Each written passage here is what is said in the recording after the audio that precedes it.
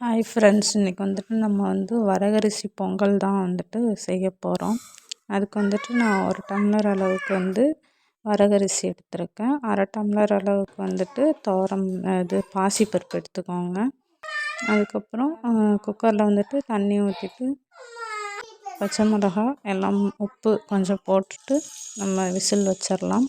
இப்போ சட்னிக்கு நம்ம பொட்டுக்கடலை சட்னி ரெடி பண்ணிக்கலாம். பொட்டுக்கடலை சட்னிக்கு பொட்டுக்கடலை, தேங்காய், பச்சை மிளகாய், கருவேப்பிலை, மல்லி இலை, கொஞ்சம் பூண்டு, அதுக்கப்புறம் இஞ்சி ஒரு 2 துண்டு சின்ன சின்னதாக போட்டுக்கோங்க. போட்டுட்டு மூடி அரைச்சிக்கோங்க.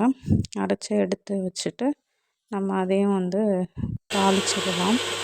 சட்னி ஒரு பக்கம் தாளித்து வச்சுட்டு குக்கரில் 2 விசில் வரட்டும்.